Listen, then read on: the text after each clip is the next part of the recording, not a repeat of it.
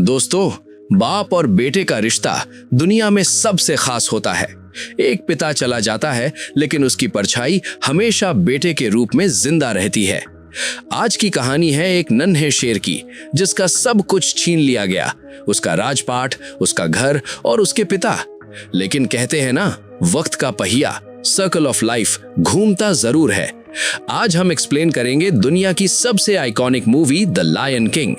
ये कहानी सिर्फ एक शेर की नहीं, बल्कि हम सब की है, जिम्मेदारी, डर और अपने अस्तित्व को पहचानने की। वीडियो शुरू करने से पहले अगर आपको मुफासा की आवाज और सिम्बा की मासूमियत पसंद है तो सब्सक्राइब वाला बटन दबा दीजिए और बेल आइकन ऑन कर लीजिए। चलिए शुरू करते हैं प्राइड लैंड्स की ये दास्तान। कहानी शुरू होती है अफ्रीका के प्राइड लैंड से। सुबह का सूरज निकलता है और सारे जानवर प्राइड रॉक के पास जमा होते हैं। वहां रफीकी, एक समझदार बंदर, राजा मुफासा के बेटे नन्हे सिम्बा को हवा में उठाकर सबको दिखाता है। पूरा जंगल अपने होने वाले राजा के लिए झुक जाता है। सब खुश हैं सिवाय एक शख्स के, स्कार, मुफासा का छोटा भाई। स्कार चाहता था कि वो राजा बने, लेकिन सिम्बा के आने से उसका सपना टूट गया। वो इतना जला हुआ है कि सिम्बा के जन्मदिन पर भी नहीं आता। वक्त गुजरता है, सिम्बा थोड़ा बड़ा होता है। मुफासा उसे पहाड़ की चोटी पर ले जाता है और कहता है, देखो सिम्बा, जहां तक रोशनी जाती है वो हमारा किंगडम है। सिम्बा पूछता है, और वो अंधेरी जगह? मुफासा सख्ती से कहता है, वो एलिफेंट ग्रेवयार्ड यानी हाथियों का कब्रिस्तान है, वहां कभी मत जाना। सिम्बा अभी बच्चा है, उसे लगता है राजा मतलब जो चाहे वो करे। लेकिन स्कार मौके की ताक में था।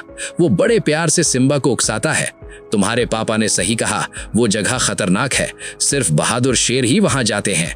स्कार जानता था कि सिम्बा की क्यूरियोसिटी उसे वहां जरूर ले जाएगी। सिम्बा अपनी दोस्त नाला को लेकर घूमने निकलता है। उनकी रखवाली के लिए मुफासा का वजीर जाजू, एक पक्षी, साथ होता है। लेकिन सिम्बा और नाला चालाकी से जाजू को चकमा देकर उस काली घाटी एलिफेंट ग्रेवयार्ड में पहुंच जाते हैं। वहां का नजारा डरावना था। चारों तरफ सिर्फ हड्डियां और उबलता हुआ लावा। अचानक वहां से हाइनाज निकल आते हैं। उनकी लीडर शेंजी कहती है, आज हम एक राजकुमार को खाएंगे। सिम्बा उन पर दहाड़ने की कोशिश करता है, पर उसकी आवाज किसी बिल्ली के बच्चे जैसी निकलती है। हाइनाज उन्हें घेर लेते हैं। मौत उनके सामने खड़ी थी। तभी वहां असली शेर की दहाड़ गूंजती है। मुफासा वहां आ जाता है और हाइनाज को मार भगाता है। रात को मुफासा सिम्बा को डांटता है, सिम्बा, तुमने मेरी बात नहीं मानी, तुमने नाला की जान खतरे में डाल दी। सिम्बा रोता है और कहता है, मैं बस आपकी तरह बहादुर बनना चाहता था। मुफासा का गुस्सा पिघल जाता है। वो सिम्बा को समझाता है, सिम्बा, आसमान में उन सितारों को देखो, वो हमारे पूर्वज हैं, एंसेस्टर्स। जब भी तुम अकेला महसूस करो, याद रखना वो तुम्हें देख रहे हैं, और मैं भी। दोस्तों, ये सीन बहुत इमोशनल है, क्योंकि मुफासा जानता है वो हमेशा साथ नहीं रहेगा। स्कार का पहला प्लान फेल हो गया, लेकिन अब वो कुछ बड़ा करने वाला था। वो हाइनास के साथ डील करता है, अगर तुम मुझे राजा बनाओगे तो मैं तुम्हें खुली छूट दूंगा शिकार करने की। अगली सुबह स्कार सिम्बा को एक घाटी यानी गॉर्ज में ले जाता है और कहता है, यहाँ रुको, तुम्हारे पापा के लिए एक सरप्राइज है। तभी स्कार का इशारा पाकर हाइनाज हजारों विल्डेबीस्ट्स यानी जंगली भैंसों के झुंड को भगा देते हैं। धरती कांपने लगती है। सिम्बा उस भगदड़ में फंस जाता है।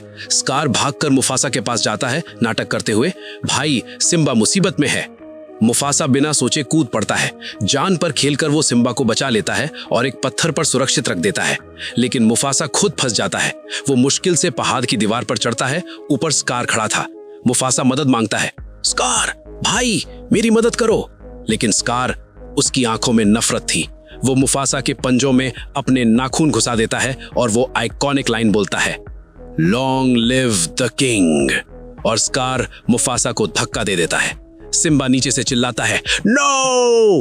मुफासा स्टैम्पीड के नीचे कुचला जाता है।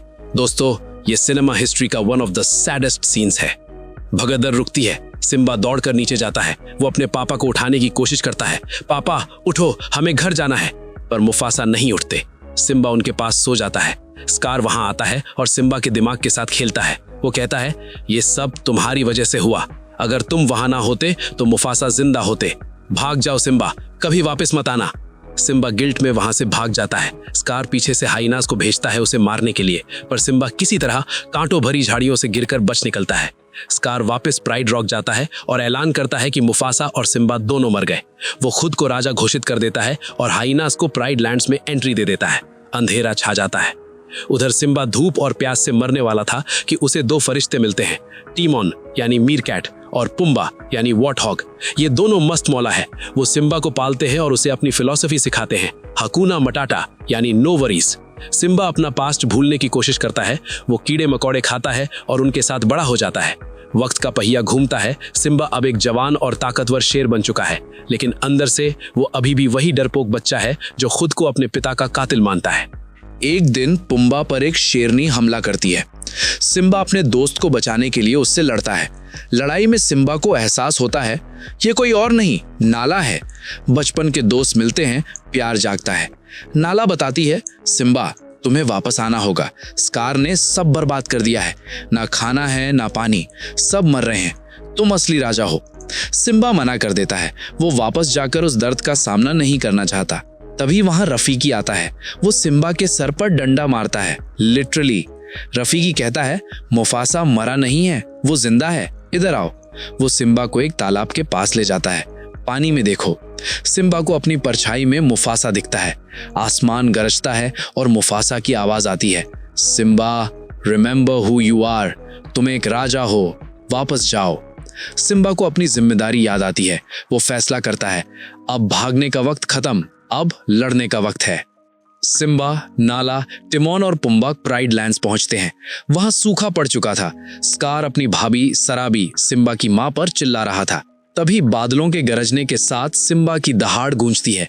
स्कार को लगा उसने भूत देख लिया। सिम्बा स्कार को चैलेंज करता है, लेकिन स्कार बहुत शातिर है।